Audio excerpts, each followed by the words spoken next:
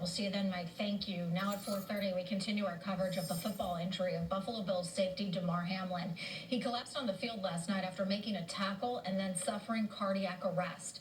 This happened early into a high-profile NFL game last night when many families watching it happened live on the air, and video of the moment quickly going viral online, meaning many people may have unintentionally seen the collapse. It was obviously emotional and raw moment, and it left many with questions on how to process what they witnessed. With more on the trauma of this happening and how to watch it, Dr. Fred Dombrowski, assistant professor of clinical mental health counseling at the University of Bridgeport. Doctor, thank you so much for being with us. My pleasure. Thank you so much for having me. So a lot of people watching football Monday night football, very popular thing to watch, and this was unexpected. This is not something we see in many NFL games. Troy Aikman even saying that, one of the announcers. How does watching something like this really affect all of us? Yeah, the game, usually we watch football to be entertained. We have our favorite teams. I'm a Buffalo native. The Bills are in my blood. And watching the game, the hit was not nefarious. It wasn't a bad hit. And then when you see someone collapse, especially with a cardiac arrest, we weren't expecting that. And so a lot of people could have experienced vicarious trauma, especially if people have endured any family members who have lived through a heart attack or are even living with their own heart conditions. This was a very traumatic experience, not only for the player, the player's family, and all the players involved, but this ripples throughout all the people who watched it and have endured.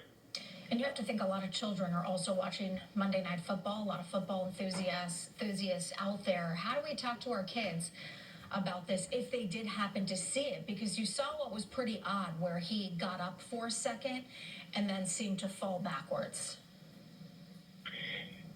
That's a great question.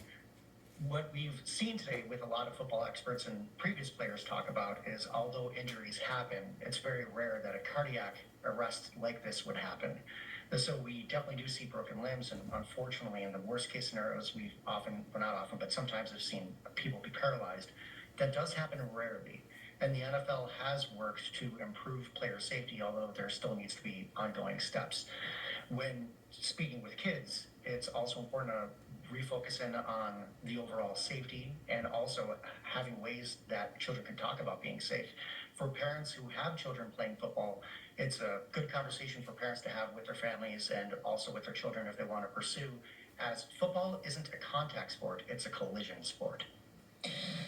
Obviously very traumatizing for all of us to see this, but some people process things better than others. How do you know if someone is really struggling with what they happened to see last night?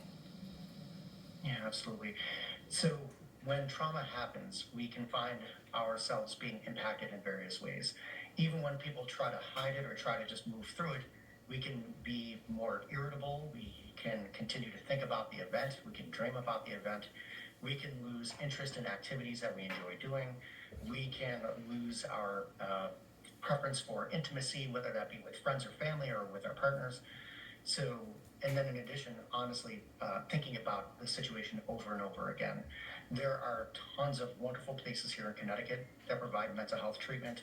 We're all living through stuff. We're just coming out of a pandemic. And I encourage all the viewers to please get help.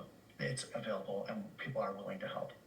Absolutely, they are, and important to look for those warning signs that you mentioned. A tremendous amount of information. Dr. Fred Dombrowski with the University of Bridgeport, we really appreciate you being with us.